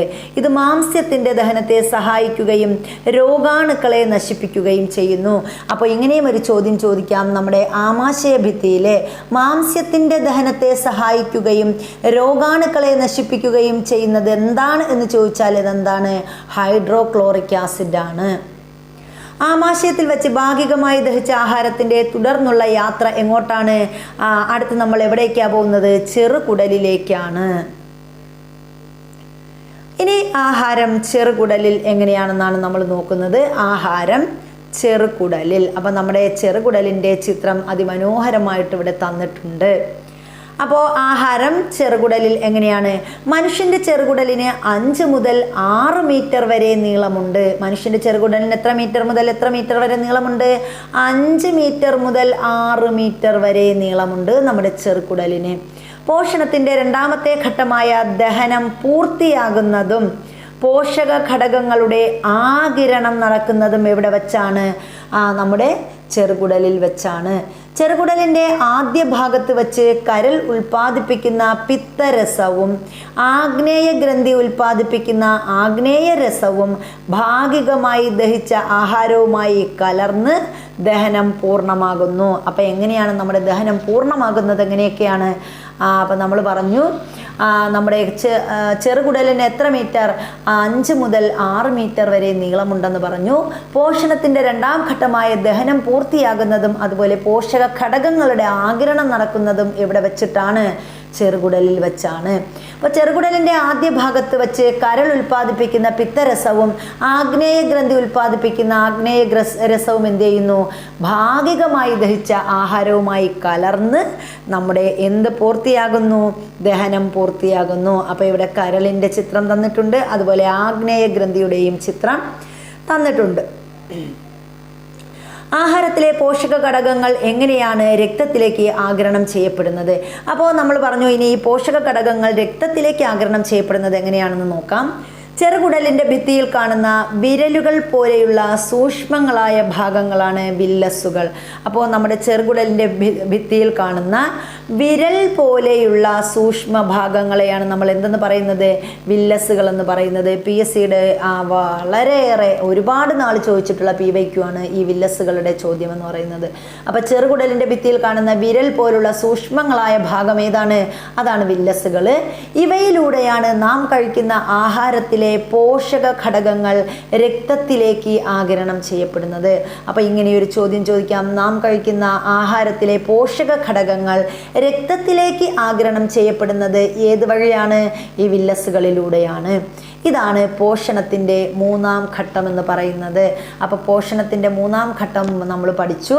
ഇനി രക്തത്തിൽ എത്തിച്ചേർന്ന പോഷക ഘടകങ്ങൾ ശരീരത്തിൻ്റെ ഭാഗമായി മാറുന്നു. അപ്പോൾ രക്തത്തിൽ എത്തിച്ചേർന്ന പോഷക ഘടകങ്ങൾ എന്ത് ചെയ്യും? നമ്മുടെ ശരീരത്തിൻ്റെ ഭാഗമായി മാറും. ഇതിനെയാണ് സ്വാംശീകരണം എന്ന് പറയുന്നത്. അപ്പോൾ രക്തത്തിൽ എത്തിച്ചേർന്ന പോഷക ഘടകങ്ങൾ നമ്മുടെ ശരീരത്തിലേക്ക് മാറുന്ന ആ ഒരു പ്രക്രിയയ്ക്ക് എന്ത് പറയും? സ്വാംശീകരണം എന്ന് പറയും. ഇത് പോഷണത്തിൻ്റെ 4ാം ഘട്ടമാണ്. അപ്പോൾ സ്വാംശീകരണം നടക്കുന്നത് പോഷണത്തിൻ്റെ ഏത് ഘട്ടത്തിലാണെന്ന് ചോദിച്ചാൽ ഏത് ഘട്ടത്തിലാണ്? 4ാം ഘട്ടത്തിലാണ് സ്വാംശീകരണം നടക്കുന്നത്. ഇനി ആഗിരണം നടക്കുന്നത് ഏത് ഘട്ടത്തിലാണ്? രക്തത്തിലെ ആഹാരത്തിലെ പോഷക ഘടകങ്ങൾ രക്തത്തിലേക്ക് ആഗിരണം ചെയ്യപ്പെടുന്നത് പോഷണത്തിൻ്റെ 3ാം ഘട്ടത്തിലാണ്. ദഹിച്ച ആഹാരത്തിൽ ശരീരത്തിന് വേണ്ടാത്ത പദാർത്ഥങ്ങളും ഉണ്ടാകില്ലേ? അപ്പം നമ്മുടെ ശരീരത്തിൽ ദഹിച്ചു കഴിഞ്ഞ് നമുക്ക് വേണ്ടാത്ത ശരീരത്തിലെ ഒരുപാട് പദാർത്ഥങ്ങൾ ഉണ്ടാകും. അവ എങ്ങനെയാണ് പുറന്തള്ളുന്നതെന്നാണ് അടുത്ത് നമ്മൾ നോക്കുന്നത്. ദഹിച്ച ആഹാര പദാർത്ഥങ്ങളിൽ നിന്ന് പോഷക ഘടകങ്ങളുടെ ആഗിരണത്തിന് ശേഷമുള്ള അവശിഷ്ടങ്ങൾ വൻകുടലിലേക്ക് നീങ്ങുന്നു. അപ്പോൾ ഇതാണ് നമ്മുടെ വൻകുടല്. അപ്പം നമ്മുടെ ആഹാരം ആവശ്യത്തിന് ദഹിച്ചു, ആഹാര പദാർത്ഥങ്ങളിലെ പോഷക ഘടകങ്ങളെല്ലാം ആഗിരണം ചെയ്തു. അത് കഴിഞ്ഞ് അവശിഷ്ടങ്ങൾ എന്ത് ചെയ്യുന്നു? എങ്ങോട്ട് പോകുന്നു? വൻകുടലിലേക്ക് നീങ്ങുന്നു. വൻകുടലിൽ വെച്ച് ദഹനാവശിഷ്ടങ്ങളിലുള്ള ജലവും ലവണങ്ങളും ആവശ്യാനുസരണം ആഗിരണം ചെയ്യപ്പെടുന്നു. അപ്പം നമ്മുടെ ശരീരത്തിലെ ജലവും ലവണങ്ങളും ആവശ്യാനുസരണം ആഗിരണം ചെയ്യപ്പെടുന്നത് എവിടെ വെച്ചാണ്? വൻകുടലിൽ വെച്ചാണ്. തുടർന്ന് മലാശയത്തിൽ സംഭരിക്കപ്പെടുന്ന ദഹനാവശിഷ്ടങ്ങൾ മലദ്വാരത്തിലൂടെ പുറംതള്ളപ്പെടുന്നു. അപ്പോൾ നമുക്ക് ആവശ്യമുള്ള വൻകുടലിൽ വെച്ചിട്ട് എന്ത് ചെയ്യുന്നു? നമുക്ക് ആവശ്യമുള്ള ജലവും ലവണവും ഒക്കെ വലിച്ചെടുക്കുന്നു. അതിനുശേഷം എന്ത് ചെയ്യുന്നു? ഈ ബാക്കി വരുന്ന അവശിഷ്ടങ്ങൾ ഏതുവഴി? മലദ്വാരത്തിലൂടെ പുറന്തള്ളപ്പെടുന്നു. ഈ പുറന്തള്ളൽ പ്രക്രിയയാണ് മലവിസർജനം എന്ന് പറയുന്നത്. അപ്പം മലദ്വാരത്തിലൂടെയുള്ള പുറന്തള്ളൽ പ്രക്രിയ അതിന് പറയുന്ന പേരെന്താ? മലവിസർജനം എന്നാണ് പറയുന്നത്. ഇത് പോഷണത്തിൻ്റെ 5ാം ഘട്ടമാണ്. അപ്പം നമ്മുടെ പോഷണത്തിൻ്റെ 5ാം ഘട്ടം എന്ന് പറയുന്നത് വിസർജനമാണ്. പോഷണത്തിൻ്റെ ഘട്ടങ്ങൾ ഉൾപ്പെടുത്തി ഫ്ലോ ചാർട്ട് പൂർത്തിയാക്കാൻ ഇവിടെ പറഞ്ഞിട്ടുണ്ട്. അപ്പോൾ ഇവിടെ എന്താണ് എന്ന് പറയുന്നത് 4ാം ഘട്ടം. ഇനി 5ാം ഘട്ടത്തിൽ എന്താണ്? വിസർജനം. അപ്പം ഇങ്ങനെ 5 ഘട്ടങ്ങളാണ് നമ്മുടെ ആഹാര സമ്പാദനത്തിനുള്ളത്. മനുഷ്യൻ്റെ ദഹന വ്യവസ്ഥയുടെ ചിത്രീകരണം നിരീക്ഷിക്കൂ. ചിത്രീകരണത്തിൽ സൂചിപ്പിച്ചിരിക്കുന്ന ഭാഗങ്ങളുടെ പേരും ധർമ്മവും ശാസ്ത്ര പുസ്തകത്തിൽ എഴുതാൻ ഇവിടെ പറഞ്ഞിട്ടുണ്ട്. അപ്പം നമ്മുടെ ആഹാരത്തിൻ്റെ ആ ഒരു ദഹന വ്യവസ്ഥയാണ് ഇവിടെ തന്നിരിക്കുന്നത്. അപ്പം എന്താണ്? നമ്മുടെ ഒന്നാമത് നമ്മുടെ വായിലൂടെ എവിടെ എത്തുന്നു? അന്നനാളം. അന്നനാളത്തിലൂടെ എങ്ങോട്ട് ചെല്ലുന്നു? ആമാശയം. ആമാശയത്തിലൂടെ പിന്നെ ചെറുകുടലിൽ എത്തിച്ചേരുന്നു. ചെറുകുടലിലൂടെ വൻകുടലിൽ എത്തിച്ചേരുന്നു. പിന്നെ വൻകുടലിലൂടെ എന്ത് ചെയ്യുന്നു? വിസർജനം നടക്കുന്നു. ഇതാണ് നമ്മുടെ ഘട്ടങ്ങൾ എന്ന് പറയുന്നത്. ഇനി പോഷണം മറ്റ് ജീവികളിലാണ് നമ്മൾ നോക്കുന്നത്. ഏകകോശജീവിയായ അമീബയിൽ നടക്കുന്ന പോഷണത്തിൻ്റെ ചിത്രീകരണമാണ് നൽകിയിരിക്കുന്നത്. അപ്പോൾ നമ്മുടെ അമീബയിൽ നടക്കുന്ന എന്താണ്? പോഷണത്തിൻ്റെ ചിത്രീകരണമാണ് ഇവിടെ താഴെ തന്നിരിക്കുന്നത്. ചിത്രം വിശകലനം ചെയ്ത് അമീബയിൽ നടക്കുന്ന പോഷണഘട്ടങ്ങൾ ശാസ്ത്ര പുസ്തകത്തിൽ രേഖപ്പെടുത്താൻ പറഞ്ഞിട്ടുണ്ട്. അപ്പോൾ അമീബയിൽ നടക്കുന്ന പോഷണഘട്ടങ്ങൾ നമുക്ക് നോക്കാം. ഒന്നാമത് അമീബ എന്ത് ചെയ്യുന്നു? ആഹാര പദാർത്ഥം സ്വീകരിക്കുന്നു. ആഹാരം സ്വീകരിച്ചു. ഇനി ആഹാരപദാർത്ഥം ഇവിടെയുണ്ട്. ആഹാരം കഴിച്ചു. അപ്പോൾ എന്താണ് ഇത്? എന്നിട്ട് രണ്ടാമത് നടക്കുന്നു എന്താണ്? ആഹാര സ്വീകരണം. രണ്ടാമത് ആഹാര സ്വീകരണം. ഇനി എന്താണ്? ഇതാണ് അമീബയിലെ ആഹാര പദാർത്ഥം എന്ന് പറയുന്നത്. അത് എവിടെ ഇരിക്കും? ഇനി ഇതങ്ങോട്ട് ചേർന്നിരുന്നാൽ എന്താണ്? ആഹാരം സ്വീകരിച്ചു. ഇനി എന്താണ്? ഇവിടെ എത്തി. അതെന്താണ്? ആഹാരം ദഹിക്കുന്നു. ദഹനമാണ്. അടുത്തെന്താണ്? 4ാമത്തെ ഘട്ടത്തിൽ ആഗിരണമാണ് നടക്കുന്നത്. ആഗിരണം. 5ാമത്തെ ഘട്ടം എന്താണ്? സ്വാംശീകരണം. ഇനി 6ാമത്തെ ഘട്ടത്തിൽ എന്താണ്? പുറംതള്ളൽ. അപ്പം ഇതാണ് അമീബയിൽ നടക്കുന്ന ആഹാര സമ്പാദനം എന്ന് പറയുന്നത്. മറ്റ് ചില ജീവികളുടെ ദഹന വ്യവസ്ഥയുടെ ചിത്രങ്ങൾ തന്നിട്ടുണ്ട്. എന്താണ്? ഇവിടെ കോഴി, അതുപോലെ പൂച്ച, പശു എന്നിവയുടെ ദഹന വ്യവസ്ഥയുടെ ചിത്രങ്ങളാണ് ഇവിടെ തന്നിരിക്കുന്നത്. നമ്മുടെ ദഹന വ്യവസ്ഥയുമായി ഇവയ്ക്ക് എന്തെങ്കിലും സാമ്യം കാണുന്നുണ്ടോ? അപ്പോൾ നമ്മുടെ ദഹന വ്യവസ്ഥയുമായി എന്തെങ്കിലും സാമ്യമുണ്ടോ എന്നാണ് ചോദിച്ചിരിക്കുന്നത്. ഭക്ഷണം കൂടാതെ മനുഷ്യന് കുറച്ചു കാലം ജീവിക്കാൻ കഴിയും, എന്നാൽ ശ്വസിക്കാതെ ജീവൻ നിലനിർത്താൻ കഴിയുമോ എന്ന് ചോദിച്ചിട്ടുണ്ട്. അപ്പോൾ നമുക്കറിയാം എന്താണ്? ശ്വസനം കൂടാതെ നമുക്ക് ജീവിക്കാൻ കഴിയില്ല എന്ന് നമുക്കറിയാം. ഇനി ഇവിടെ ഒരു ചിത്രം തന്നിട്ടുണ്ട്. മനുഷ്യനും മത്സ്യങ്ങളും വെള്ളത്തിൽ നീന്തുന്നുണ്ട്. ഈ മനുഷ്യന് ഓക്സിജൻ സിലിണ്ടർ ഉപയോഗിക്കാതെ എത്ര സമയം വെള്ളത്തിൽ മുങ്ങിക്കിടക്കാൻ കഴിയും? മത്സ്യത്തെ പോലെ നമുക്കെന്താണ് വെള്ളത്തിൽ നിന്നും ഓക്സിജൻ സ്വീകരിക്കാൻ കഴിയാത്തത് എന്ന് ചോദിച്ചിട്ടുണ്ട്. മനുഷ്യരുടെയും മത്സ്യങ്ങളുടെയും ശ്വസന വ്യവസ്ഥയിലുള്ള വ്യത്യാസമാണ് ഇതിന് കാരണം. അപ്പോൾ മത്സ്യത്തെ പോലെ നമുക്ക് ശ്വസിക്കാൻ കഴിയാത്തതിന് കാരണം എന്താണ്? മനുഷ്യൻ്റെ ശ്വസന വ്യവസ്ഥയും അതുപോലെ മത്സ്യങ്ങളുടെ ശ്വസന വ്യവസ്ഥയും തമ്മിൽ ഒരുപാട് വ്യത്യാസമുണ്ട്. ഇനി ശ്വസനം മനുഷ്യനിൽ എങ്ങനെയാണ് നടക്കുന്നതെന്നാണ് അടുത്ത് നമ്മൾ പഠിക്കുന്നത്. നിങ്ങൾക്ക് എത്ര സമയം ശ്വസിക്കാതിരിക്കാൻ കഴിയും ഒരു പ്രവർത്തനം ചെയ്താലോ? എല്ലാവരും എഴുന്നേറ്റ് നിൽക്കൂ, നന്നായി ശ്വാസം അകത്തേക്ക് എടുക്കൂ, എന്നിട്ട് ഓരോരുത്തർക്കും കഴിയുന്നത്രയും സമയം ശ്വാസം പിടിച്ചു നിൽക്കൂ. ആർക്കാണ് ഏറ്റവും കൂടുതൽ സമയം ശ്വാസം പിടിച്ചു നിൽക്കാൻ കഴിഞ്ഞത്? 1 മിനിറ്റ് പോലും ശ്വാസം പിടിച്ചു നിൽക്കാൻ കഴിയുന്നില്ല അല്ലേ? ശ്വസനവുമായി ബന്ധപ്പെട്ട കൂടുതൽ കാര്യങ്ങൾ മനസ്സിലാക്കാം എന്ന് പറഞ്ഞിട്ടുണ്ട്.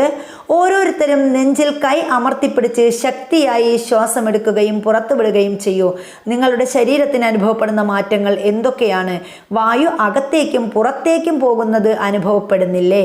ഇതുമായി ബന്ധപ്പെട്ട് മറ്റെന്തൊക്കെ നിങ്ങൾക്ക് അനുഭവപ്പെടുന്നുണ്ട് എന്നും ചോദിച്ചിട്ടുണ്ട്. അപ്പോൾ ഇനി നമ്മൾ പഠിക്കുന്നത് ഉച്ഛ്വാസവും അതുപോലെ നിശ്വാസവും. എന്താണ് ഉച്ഛ്വാസം, എന്താണ് നിശ്വാസം? വായു ശ്വാസകോശത്തിലേക്ക് എടുക്കുന്ന പ്രവർത്തനമാണ് ഉച്ഛ്വാസം. അപ്പം നമ്മൾ വായുവിനെ എന്ത് ചെയ്യുന്നു? ശ്വാസകോശത്തിലേക്ക് എടുക്കുന്ന പ്രവർത്തനത്തെയാണ് ഉച്ഛ്വാസം എന്ന് പറയുന്നത്. ശ്വാസകോശത്തിൽ നിന്ന് വായു പുറത്തേക്ക് പോകുന്ന പ്രവർത്തനത്തെയാണ് നിശ്വാസം എന്ന് പറയുന്നത്. അപ്പം നമ്മൾ ആ ഉള്ളിലേക്ക് എടുക്കുന്നത് ഉച്ഛ്വാസം, അതുപോലെ നമ്മൾ പുറത്തേക്ക് പോകുന്ന ആ ഒരു പ്രവർത്തനമാണ് നിശ്വാസം. മനുഷ്യനിൽ ശ്വസന പ്രക്രിയ എങ്ങനെയാണ് നടക്കുന്നത്? ഒരു മാതൃക നിർമ്മിച്ച് ശ്വാസകോശത്തിൻ്റെ പ്രവർത്തനം മനസ്സിലാക്കാം. അപ്പോൾ ഇവിടെ ഒരു പരീക്ഷണമാണ് തന്നിരിക്കുന്നത്. അത് കുട്ടികൾക്കുള്ളൊരു പരീക്ഷണമാണ്. ഇനി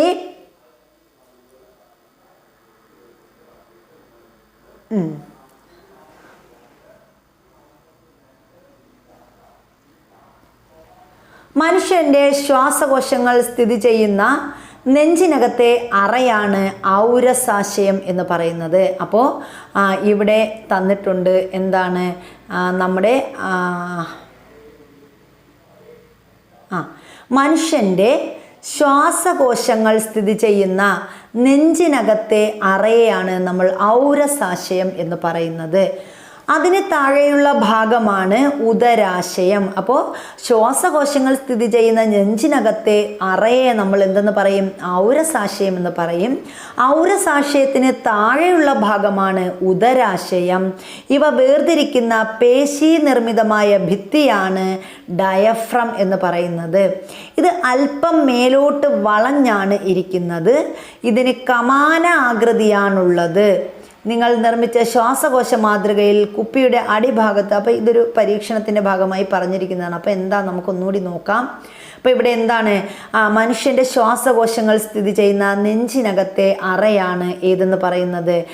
ഔരസാശയം എന്ന് പറയുന്നത്. അപ്പോൾ ഈ ഔരസാശയത്തിന് തൊട്ടു താഴെയായിട്ടുള്ള ഭാഗം, ആ തൊട്ടു താഴെയുള്ള ഭാഗത്തെ നമ്മൾ എന്തെന്ന് പറയും? ഉദരാശയം എന്ന് പറയും. ഇനി എന്താണ്? ഇവ തമ്മിൽ വേർതിരിക്കുന്ന, അതായത് നമ്മുടെ ഉദരാശയത്തെയും ഔരസാശയത്തെയും വേർതിരിക്കുന്ന ഒരു പേശി നിർമ്മിതമായ ഭിത്തിയുണ്ട്. അതാണ് എന്ത്? ഡയഫ്രം. ഡയഫ്രത്തിന് ഒരു പ്രത്യേകതയുണ്ട്. ഇത് അല്പം മേലോട്ട് വളഞ്ഞാണ് ഇരിക്കുന്നത്.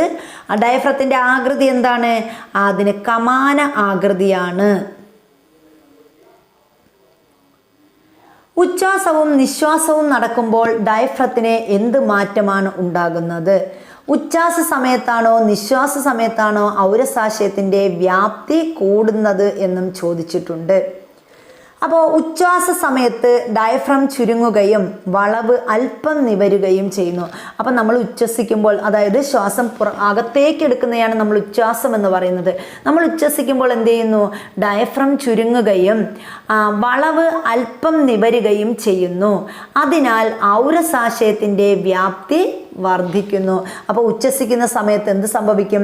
നമ്മുടെ ഔരസാശയത്തിൻ്റെ വ്യാപ്തി വർദ്ധിക്കും. അപ്പോൾ നമ്മുടെ ഡയഫ്രം എന്ത് ചെയ്യും? ചുരുങ്ങും. ഉച്ഛ്വാസ സമയത്ത് ഡയഫ്രം ചുരുങ്ങുന്നു, ഡയഫ്രത്തിൻ്റെ വളവ് അല്പം നിവരുന്നു.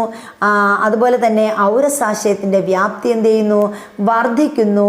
തൽഫലമായി ശ്വാസകോശത്തിലേക്ക് അന്തരീക്ഷ വായു എങ്ങോട്ട് പ്രവേശിക്കുന്നു? ശ്വാസകോശത്തിലേക്ക് പ്രവേശിക്കുന്നു.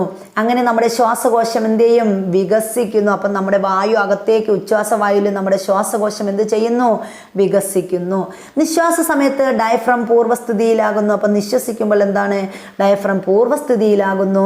ശ്വാസകോശവും പൂർവ്വസ്ഥിതിയിലാകുന്നു. ശ്വാസകോശവും ഡയഫ്രം ഒക്കെ നിശ്വസിക്കുമ്പോൾ എന്ത് ചെയ്യുന്നു? പൂർവ്വസ്ഥിതിയിലാകുന്നു. ശ്വാസകോശത്തിൽ നിന്ന് വായു പുറത്തേക്ക് പോകുന്നു. അപ്പം നിശ്വാസ സമയത്ത് എന്തൊക്കെ സംഭവിക്കും? നമ്മുടെ ഡയഫ്രം പൂർവ്വസ്ഥിതിയിലാകും, ശ്വാസകോശം പൂർവ്വസ്ഥിതിയിലാകും.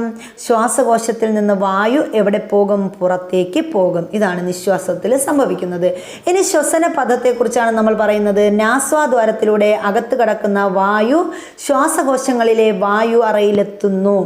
വായുവിൻ്റെ ഈ സഞ്ചാരപാതയ്ക്കാണ് ശ്വസന പദം എന്ന് പറയുന്നത്. അപ്പം എന്താണ് ശ്വസന പദം എന്ന് പറഞ്ഞാൽ, നമ്മുടെ മൂക്കിലൂടെ നാസ്വാദ്വാരത്തിലൂടെ അകത്ത് കിടക്കുന്ന വായു എന്ത് ചെയ്യും? ശ്വാസകോശങ്ങളിലെ വായു അറയിലെത്തുന്നു. അങ്ങനെ വായുവിൻ്റെ ഈ ഒരു സഞ്ചാരപാത, അതിന് പറയുന്ന പേരാണ് ശ്വസന പദം. ഇനി സൂചനകൾ ഉപയോഗിച്ച് ശ്വസന പദത്തിൻ്റെ ഒരു ഫ്ലോ ചാർട്ട് ഇവിടെ തന്നിട്ടുണ്ട്. അതെന്ത് ചെയ്യുക? പൂർത്തിയാക്കാനായി പറഞ്ഞിട്ടുണ്ട്. സൂചനകൾ എന്തൊക്കെയാണ്? വായു അറ, ശ്വാസനാളം, നാസ്വാദ്വാരം, ശ്വസനി, ശ്വസനിക എന്നിങ്ങനെയാണ് നമുക്കിവിടെ തന്നിരിക്കുന്നത്. അപ്പോൾ നമുക്ക് ഈ ചാർട്ട് പൂർത്തിയാക്കാം. അപ്പോൾ എന്തൊക്കെയാണ് ഇവിടെ ഇവർ ഹിൻഡ് തന്നിട്ടുണ്ട്? എന്തൊക്കെയാണ്? നാസ്വാദ്വാരം. നാസ്വാദ്വാരം. അപ്പോൾ നാസ്വാദ്വാരത്തിലൂടെ എന്ത് ചെയ്യുന്നു? എവിടെ എത്തിച്ചേരും? ശ്വാസനാളത്തിലോട്ട് വായു പ്രവേശിക്കും. ശ്വാസനാളം. ശ്വാസനാളത്തിൽ നിന്ന് എങ്ങോട്ട് പോകും? ശ്വാസനാളത്തിൽ നിന്ന് ശ്വസനിയിലോട്ട് പോകും. ശ്വസനി, ശ്വസനി. പിന്നെ അത് കഴിഞ്ഞിട്ട് എന്താണ്? ശ്വസനിക. നാലാമത്തെ ഘട്ടം എന്താണ്? ശ്വസനികയിൽ എത്തുന്നു. ശ്വസനിക. ശ്വസനികയിൽ നിന്ന് അവസാനം എങ്ങോട്ടെത്തും? നമ്മുടെ വായു അറയിൽ എത്തും. ഇതാണ് നമ്മുടെ ഈ ഫ്ലോ ചാർട്ട് എന്ന് പറയുന്നത്. ശ്വസന പദത്തിലൂടെയുള്ള വായുവിൻ്റെ സഞ്ചാരം സാധ്യമാകുന്നത് എങ്ങനെയാണ്? താഴെ കൊടുത്തിരിക്കുന്ന ചിത്രീകരണം പരിശോധിക്കാൻ പറഞ്ഞിട്ടുണ്ട്. അപ്പോൾ ഇവിടെ ഒരു ചിത്രീകരണം തന്നിരിക്കുന്നത് എന്തൊക്കെയാണ്? ഉച്ഛ്വാസവും നിശ്വാസവുമാണ് തന്നിരിക്കുന്നത്. അപ്പോൾ നമ്മുടെ ഉച്ഛ്വാസം അതുപോലെ നിശ്വാസം ഇതൊക്കെ ഇവിടെ പറഞ്ഞിട്ടുണ്ട്. അപ്പോൾ നമുക്ക് നോക്കാം. ഉച്ഛ്വാസത്തിൽ എന്തൊക്കെ സംഭവിക്കുന്നു? നിശ്വാസത്തിൽ എന്തൊക്കെ സംഭവിക്കുന്നു? ഉച്ഛ്വാസത്തിൽ എന്താണ്? ഡയഫ്രം ചുരുങ്ങി വളവൽപ്പം നിവരുന്നു, വാരിയെല്ലിൻ കൂട് ഉയരുന്നു. അപ്പം ഉച്ഛ്വാസത്തിൽ എന്താണ്? ഡയഫ്രം ചുരുങ്ങുന്നു, ആ ഡയഫ്രത്തിന് ഒരു വളവുണ്ട്, ആ വളവ് അല്പം നിവരുന്നു. പിന്നെന്താണ്? വാരിയെല്ലിൻ കൂട് ഉയരുന്നു. ഇതാണ് ഉച്ഛ്വാസത്തിൽ സംഭവിക്കുന്നത്. ഇനി രണ്ടാമത് എന്ത് സംഭവിക്കും? ഔരസാശയത്തിൻ്റെ വ്യാപ്തി വർദ്ധിക്കുന്നു, ശ്വാസകോശം വികസിക്കുന്നു. അപ്പോൾ ഔരസാശയത്തിൻ്റെ വ്യാപ്തി എന്ത് ചെയ്യും? വർദ്ധിക്കുന്നു. അതുപോലെ നമ്മുടെ ശ്വാസകോശം എന്ത് ചെയ്യും? വികസിക്കുകയും ചെയ്യും. എപ്പോഴാണ്? ഉച്ഛ്വാസത്തിൽ. ഇനി വായു ശ്വാസകോശത്തിലേക്ക് പ്രവേശിക്കുന്നു. അതിനുശേഷം എന്ത് ചെയ്യുന്നു? വായു ശ്വാസകോശത്തിലേക്ക് പ്രവേശിക്കുന്നു. അപ്പോൾ ഇവിടെ എന്തൊക്കെയാണ് നമ്മൾ പറഞ്ഞത്? നമ്മൾ ഉച്ഛ്വസിക്കുമ്പോൾ ഡയഫ്രം ചുരുങ്ങി വളവ് അല്പം നിവർന്ന് നമ്മുടെ വാരിയെല്ലിൻ കൂട് എന്ത് ചെയ്യും? ഉയരുന്നു. അതിനുശേഷം ഔരസാശയത്തിൻ്റെ വ്യാപ്തി വർദ്ധിക്കുന്നു, ശ്വാസകോശം വികസിക്കുന്നു. പിന്നെ നമ്മൾ പറഞ്ഞു നമ്മുടെ വായു ശ്വാസകോശത്തിലേക്ക് എന്ത് ചെയ്യുന്നു? പ്രവേശിക്കുന്നു. ഇനി നിശ്വാസത്തിൽ എന്തൊക്കെയാണ്? ശ്വാസകോശത്തിൽ നിന്ന് വായു പുറത്തു പോകുന്നു. അപ്പം നമ്മുടെ ശ്വാസകോശത്തിൽ നിന്ന് വായു എന്ത് ചെയ്യും? പുറത്തേക്ക് പോകുന്നു. ഔരസാശയത്തിൻ്റെ വ്യാപ്തി കുറയുന്നു. അപ്പോൾ ഔരസാശയത്തിൻ്റെ വ്യാപ്തി, ഈ വായു പുറത്തേക്ക് പോകുമ്പോൾ എന്ത് ചെയ്യും? ഔരസാശയത്തിൻ്റെ വ്യാപ്തി കുറയും. അപ്പോൾ എന്ത് ചെയ്യും? ശ്വാസകോശം ചുരുങ്ങുന്നു. ഇനി എന്താണ്? അത് കഴിഞ്ഞിട്ട് ഡയഫ്രം പൂർവ്വസ്ഥിതിയിലാകുന്നു. നമ്മുടെ ഡയഫ്രം എന്ത് ചെയ്യുന്നു? പൂർവ്വസ്ഥിതിയിലാകുന്നു. വാരിയെല്ലിൻ കൂട് താഴുന്നു. അപ്പം ഇതാണ് ഉച്ഛ്വാസത്തിലും നിശ്വാസത്തിലും നടക്കുന്ന പ്രവർത്തനങ്ങൾ എന്ന് പറയുന്നത്. ഉച്ഛ്വാസ പ്രക്രിയയിലെയും നിശ്വാസ പ്രക്രിയയിലെയും വിവിധ ഘട്ടങ്ങൾ എന്തെല്ലാം നമ്മുടെ ശാസ്ത്ര പുസ്തകത്തിൽ എഴുതാൻ പറഞ്ഞിട്ടുണ്ട്. അപ്പോൾ ഉച്ഛ്വാസവായുവിലൂടെയും നിശ്വാസവായുവിലൂടെയും വിവിധ ഘടകങ്ങളുടെ അളവ് കാണിക്കുന്ന ഒരു പട്ടിക തന്നിട്ടുണ്ട്. അതെന്തൊക്കെയാണെന്നാണ് നമ്മളിവിടെ നോക്കാൻ പോകുന്നത്. എന്തൊക്കെയാണ്? ഉച്ഛ്വാസവായുവിൽ നമ്മുടെ അതുപോലെ നിശ്വാസവായുവിൽ ഇവ രണ്ടിലും ഓക്സിജൻ്റെ അളവ് എത്ര ശതമാനമാണെന്ന് ഇവിടെ ശതമാനത്തിൽ പറഞ്ഞിട്ടുണ്ട്. ഉച്ഛ്വാസവായുവിലെ ഓക്സിജൻ 21%, നിശ്വാസവായുവിലെ ഓക്സിജൻ 15%. അപ്പം നമ്മൾ ഉച്ഛ്വസിക്കുമ്പോൾ വായു അകത്തേക്ക് എടുക്കുമ്പോൾ എത്ര ശതമാനം ഓക്സിജൻ വരും? 21% ഓക്സിജൻ അകത്തേക്ക് പോകും. ഇനി നമ്മൾ നിശ്വസിക്കുമ്പോൾ ഓക്സിജൻ എങ്ങനെയാണ്? 15% 4% ഓക്സിജൻ പുറത്തേക്ക് പോകും. ഇനി കാർബൺ ഡൈ ഓക്സൈഡിൻ്റെ അളവ് എങ്ങനെയാണ്? ഉച്ഛ്വാസവായുവിൽ 0.04% കാർബൺ ഡൈ ഓക്സൈഡ് ഉച്ഛ്വാസവായുവിൽ അകത്തേക്ക് പോകും. ഇനി കാർബൺ ഡൈ ഓക്സൈഡ് ആണെങ്കിലോ നമ്മൾ നിശ്വസിക്കുമ്പോൾ പുറത്ത് കളയുന്ന കാർബൺ ഡൈ ഓക്സൈഡിൻ്റെ അളവ് 4%. അപ്പോൾ അകത്തേക്ക് എടുക്കുന്നത് 0.04% ആണെങ്കിൽ നമ്മൾ പുറത്തേക്ക് വിടുന്ന നിശ്വാസവായുവിൻ്റെ കാർബൺ ഡൈ ഓക്സൈഡിലെ അളവ് എത്രയാ? 4%. ഇനി നൈട്രജൻ ആണെങ്കിൽ എത്ര ശതമാനം? 78% ഉച്ഛ്വാസവായുവിൽ നമുക്ക് ലഭിക്കുന്നത്. 78%. ഇനി നൈട്രജൻ പുറത്ത് വിടുന്നതും എത്രയാണ്? 78%. അപ്പം നമ്മുടെ ശരീരത്തിൽ ഉണ്ടാവത്തില്ല, നൈട്രജൻ പുറന്തള്ളുന്നതും അത് നമ്മൾ എടുക്കുന്നതും ഒരേ അളവിലാണ്. ഇനി ജലബാഷ്പം നമ്മൾ ഉച്ഛ്വാസവായുവിൽ എത്ര ശതമാനം ജലം ആഗിരണം ചെയ്യുന്നുണ്ട്? 0.96% ജലബാഷ്പം അകത്തേക്ക് എടുക്കുന്നു. ഇനി നമ്മൾ പുറത്ത് കളയുന്ന ജലബാഷ്പത്തിൻ്റെ അളവ് എത്രയാണ്? 3%. 3% ജലബാഷ്പം നമ്മൾ എന്ത് ചെയ്യുന്നു? നിശ്വാസവായുവിലൂടെ പുറത്ത് കളയുന്നു. ഈ നിശ്വാസവായുവിലൂടെയും ഉച്ഛ്വാസവായുവിലൂടെയും എല്ലാ ഘടകങ്ങളുടെയും അളവ് ഒരുപോലെയാണോ? അല്ലാന്ന് നമുക്ക് മനസ്സിലായി. ഏതൊക്കെ ഘടകങ്ങളുടെ അളവിലാണ് വ്യത്യാസം വരുന്നത്? ഉച്ഛ്വാസവായുവിനെ അപേക്ഷിച്ച് നിശ്വാസവായുവിൽ കൂടിയ അളവിലുള്ള ഘടകങ്ങൾ ഏതെല്ലാമാണ്? അളവിൽ കുറവ് വരുന്ന ഘടകങ്ങൾ ഏതെല്ലാമാണെന്നും ചോദിച്ചിട്ടുണ്ട്. അപ്പം എന്താണ്, നമ്മുടെ ഉച്ഛ്വാസവായുവിലെ ഓക്സിജൻ 21%, നിശ്വാസവായുവിൽ എന്ത് ചെയ്യുന്നു? 15% നമ്മൾ പുറത്തു വിടുന്നുള്ളൂ. കാർബൺ ഡൈ ഓക്സൈഡ് ആണെങ്കിലോ 0.04% അകത്തെടുക്കുന്നുള്ളൂ, പക്ഷെ 4% നമ്മൾ പുറത്തെടുക്കുന്നു. അപ്പോൾ കാർബൺ ഡൈ ഓക്സൈഡിൻ്റെ നിശ്വാസവായുവിലുള്ള അളവ് കൂടുതലാണ്. ഇനി നൈട്രജൻ ആണെങ്കിൽ രണ്ടും തുല്യമാണ്. ജലബാഷ്പമാണെങ്കിൽ നമ്മൾ 0.96% ഉള്ളിലേക്ക് എടുക്കുന്നു, പക്ഷെ നമ്മൾ പുറന്തള്ളുന്നത് എത്രയാണ്? 3% പുറന്തള്ളുന്നത്. ശ്വാസനാളത്തിൽ ഭക്ഷണം കുടുങ്ങിയ സന്ദർഭങ്ങളെക്കുറിച്ചാണ് അടുത്ത് നമ്മൾ പറയുന്നത്. മുലപ്പാൽ ശ്വാസനാളത്തിൽ കുടുങ്ങി കൊച്ചുകുട്ടികൾക്ക് അപകടം സംഭവിക്കുന്ന വാർത്തകൾ പത്രങ്ങളിൽ വരാറുള്ളത് ശ്രദ്ധിച്ചിട്ടുണ്ടോ? ശ്വാസനാളത്തിൽ ഭക്ഷണം കുടുങ്ങുന്ന ഇത്തരം സന്ദർഭങ്ങളിൽ എന്ത് പ്രഥമ ശുശ്രൂഷയാണ് നൽകേണ്ടതെന്നൊക്കെ ഇവിടെ ചോദിച്ചിട്ടുണ്ട്. അപ്പം എന്തൊക്കെയാണ്?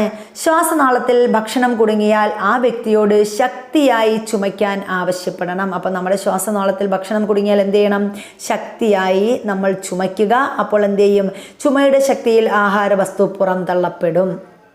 ഇനി ശ്വാസതടസ്സം നേരിട്ട വ്യക്തിയെ ചിത്രത്തിൽ കാണുന്നത് പോലെ അല്പം കുനിച്ചു നിർത്തി പിറകിലായി നിന്ന് 2 കൈകൾ കൊണ്ടും അപകടത്തിൽപ്പെട്ടയാളുടെ വയറിൽ ശക്തിയായി അമർത്തുക.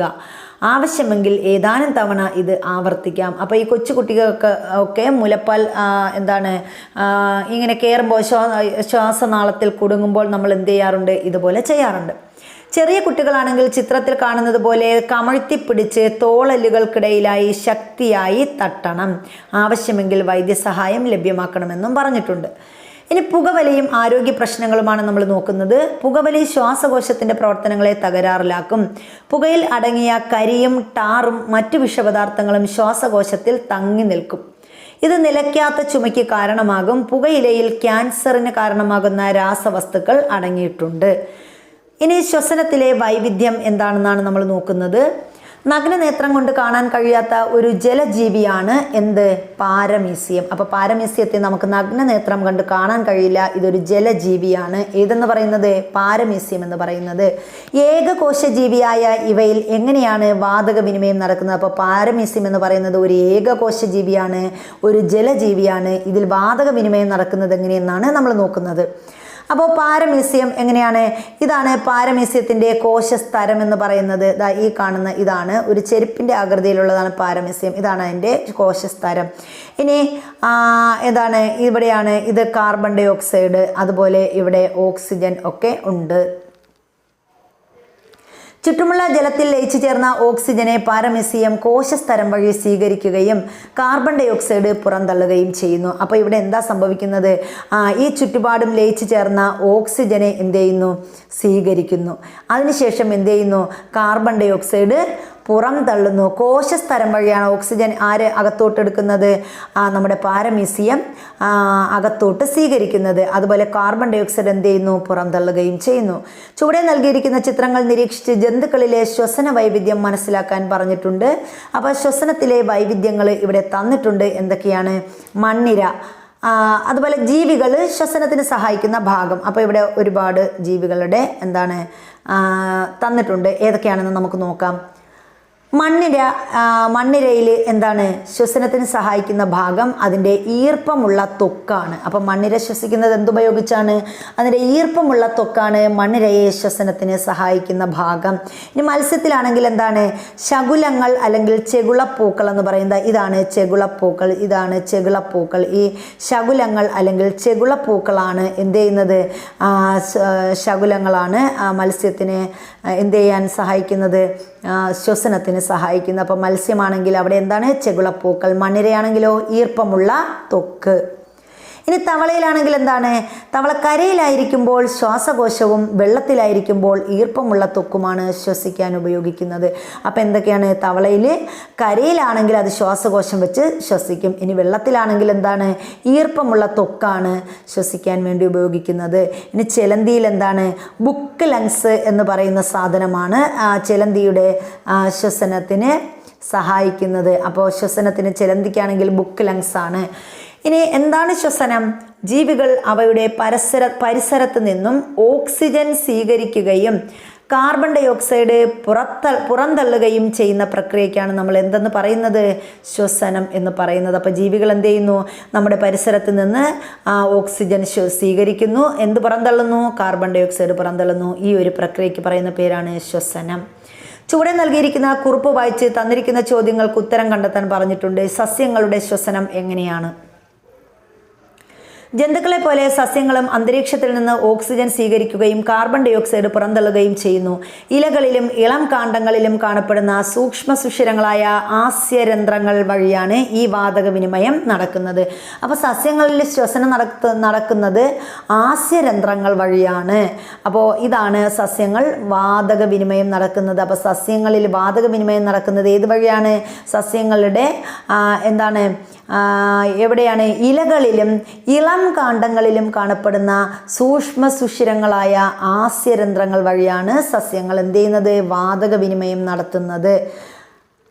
അപ്പോൾ ഇതും എന്ത് ചെയ്യുന്നു? ജന്തുക്കളെ പോലെ സസ്യങ്ങളും നമ്മുടെ അന്തരീക്ഷത്തിൽ നിന്ന് ഓക്സിജൻ സ്വീകരിക്കും. എന്ത് പുറന്തള്ളും? കാർബൺ ഡൈ ഓക്സൈഡ് പുറന്തള്ളുകയും ചെയ്യുന്നു. സസ്യങ്ങൾ ശ്വസിക്കുമ്പോൾ സ്വീകരിക്കുന്ന വാതകം ഏതാണ്? സസ്യങ്ങൾ ശ്വസിക്കുമ്പോൾ സ്വീകരിക്കുന്നത് ഏത് വാതകമാണ്?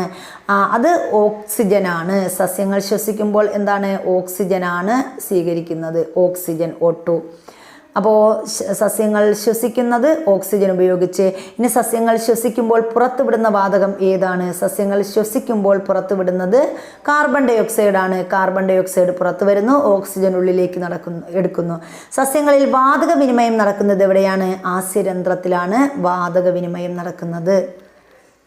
നമ്മുടെ ശരീരത്തിൽ നടക്കുന്ന രണ്ട് പ്രധാന പ്രവർത്തനങ്ങളായ ദഹനം, ശ്വസനം എന്നിവയെക്കുറിച്ചാണ് ഈ യൂണിറ്റിൽ നാം മനസ്സിലാക്കിയത്. ദഹന വ്യവസ്ഥയുടെയും ശ്വസന വ്യവസ്ഥയുടെയും ശരിയായ പ്രവർത്തനത്തിന് ഉതകുന്ന ശീലങ്ങൾ പാലിക്കേണ്ടതിൻ്റെ പ്രാധാന്യം ബോധ്യപ്പെട്ടുവല്ലോ. അപ്പം നമ്മൾ ഈ ചാപ്റ്ററിൽ എന്തൊക്കെയാണ് പഠിച്ചത്? നമ്മൾ ദഹനം എന്തെന്ന് പഠിച്ചു, ശ്വസനം എന്തെന്നൊക്കെ പഠിച്ചു. ഇനി ഒരു വിലയിരുത്തൽ തന്നിട്ടുണ്ട്, എന്തൊക്കെയാണെന്ന് നോക്കാം. തന്നിരിക്കുന്നവയിൽ ശരിയായ കൂട്ടം ഏതാണെന്ന് ചോദിച്ചിട്ടുണ്ട്. അപ്പോൾ ഇവിടെ തന്നിരിക്കുന്നവയിൽ കൂട്ടത്തിൽ പെടാത്തത് ഏതൊക്കെയെന്ന് ചോദിച്ചിട്ടുണ്ട്. ആട്, കുതിര, കാക്ക, പ്രാവ്. അപ്പോൾ ഇതിൽ സസ്യാഹാരി ഏതെന്നാണ് ചോദിച്ചിരിക്കുന്നത്. ഇതിലേതാണ്? ആട് സസ്യാഹാരി, കുതിര സസ്യാഹാരി, പ്രാവ് സസ്യാഹാരി. അപ്പോൾ ഇതിൽ കൂട്ടത്തിൽ പെടാത്തത് ആരാണ്? കാക്ക. കാക്ക എന്ത് ചെയ്യും? സസ്യവും മാംസ്യവും കഴിക്കും. അപ്പോൾ അത് കാക്കയാണ് ഇതിലൊറ്റപ്പെട്ടത്. ഇനി പുലി, കഴുകൻ, ആന, പല്ലി, ഇതിലെ മാംസാഹാരി ആരാണെന്ന് ചോദിച്ചിട്ടുണ്ട്. അപ്പോൾ ആരൊക്കെയാണ്? പുലി മാംസാഹാരിയാണ്, കഴുകൻ മാംസാഹാരിയാണ്. ഇനി ആന എന്താണ്? സസ്യാഹാരിയാണ്. പക്ഷെ പല്ലി എന്താണ്? പ്രാണികളെയൊക്കെ പിടിച്ച് തിന്നും. അപ്പോൾ അത് മാംസാഹാരിയാണ്. ഇനി മനുഷ്യൻ, കോഴി, കുരങ്ങൻ, മയിൽ ഇവയിൽ മിശ്രാഹാരി ആരാണെന്ന് ചോദിച്ചിട്ടുണ്ട്. മനുഷ്യൻ മിശ്രാഹാരിയാണ്, കോഴി മിശ്രാഹാരിയാണ്. അതുപോലെ എന്താണ്? കുരങ്ങൻ, മയിൽ മിശ്രാഹാരിയാണ്. ഇനി കുരങ്ങൻ എന്താണ്? കുരങ്ങൻ എന്താണ്? അതിൽ വ്യത്യാസപ്പെട്ടിരിക്കുന്നു. ഇനി താഴെ പറയുന്ന അവയവങ്ങളിൽ ഏതിലാണ് ദഹനം പൂർത്തിയാകുന്നത് എന്ന് ചോദിച്ചിട്ടുണ്ട്. അപ്പം നമുക്കറിയാം നമ്മുടെ ദഹനം പൂർത്തിയാകുന്നത് ചെറുകുടലിൽ വെച്ചിട്ടാണ്. എന്നാൽ നമ്മുടെ എന്താണ് വൻകുടലിൽ എന്ത് ചെയ്യുന്നു? ജലവും ലവണങ്ങളും ആഗിരണം ചെയ്യപ്പെടുന്നത് എവിടെ വെച്ചെന്ന് ചോദിച്ചാൽ എവിടെയാണ്? നമ്മുടെ വൻകുടലിൽ വെച്ചിട്ടാണ്. ഇനി പല്ല് കേട് വരാതിരിക്കാൻ ശ്രദ്ധിക്കേണ്ട കാര്യങ്ങൾ എന്തെല്ലാമെന്ന് പറഞ്ഞിട്ടുണ്ട്. 6 വയസ്സുള്ള ഒരു കുട്ടിയുടെയും പ്രായപൂർത്തിയായ ഒരാളിൻ്റെയും പല്ലുകളിലെ വ്യത്യാസം താരതമ്യം ചെയ്യാൻ പറഞ്ഞിട്ടുണ്ട്. അപ്പോൾ നമുക്കറിയാം 6 വയസ്സുള്ള ഒരു കുട്ടിക്കാണെങ്കിൽ 20 പല്ലുകളുണ്ട്, അത് പാൽപ്പല്ലുകളാണ്. എന്നാൽ പ്രായപൂർത്തിയായ ഒരാൾക്ക് എത്ര പല്ലുണ്ട്? 32 പല്ലുകളാണ് ഉള്ളത്. ഒരാൾ കിടന്നുകൊണ്ട് ഭക്ഷണം കഴിച്ചാൽ ഭക്ഷണം ആമാശയത്തിലെത്തുമോ, എന്തുകൊണ്ട് എന്നിവിടെ ചോദിച്ചിട്ടുണ്ട്. അപ്പോൾ ഇതൊക്കെയാണ് നമ്മുടെ തുടർ പ്രവർത്തനങ്ങളെന്ന് പറയുന്നത്. അപ്പോൾ ഇതോടെ നമ്മുടെ നമ്മുടെ 7ാം ക്ലാസ്സിലെ സയൻസ് പാർട്ട് തീർന്നിട്ടുണ്ട്. ഇനി അടുത്ത് നമ്മൾ 7ാം ക്ലാസ്സിലെ സോഷ്യൽ സയൻസ് പാർട്ടാണ് തുടങ്ങുന്നത്. അപ്പോൾ എല്ലാവരും നമ്മുടെ വീഡിയോ ലൈക്ക് ചെയ്യണം, അതുപോലെ ഷെയർ ചെയ്യുക, സബ്സ്ക്രൈബ് ചെയ്യുക. അതുപോലെ തന്നെ നിങ്ങളുടെ സപ്പോർട്ട് ഇല്ലെങ്കിൽ നമുക്ക് ഈ ചാനൽ നിർത്തേണ്ടി വരും. അതുകൊണ്ട് നിങ്ങൾ സപ്പോർട്ട് ചെയ്യുക, ലൈക്ക് ചെയ്യുക, അതുപോലെ നിങ്ങൾ വേണ്ടപ്പെട്ടവർക്ക് ഷെയർ ചെയ്യുക, അതേപോലെ തന്നെ സബ്സ്ക്രൈബ് ചെയ്യുക. അപ്പോൾ അടുത്തൊരു വീഡിയോയിൽ കാണുന്നത് വരെ എല്ലാവർക്കും താങ്ക് യു.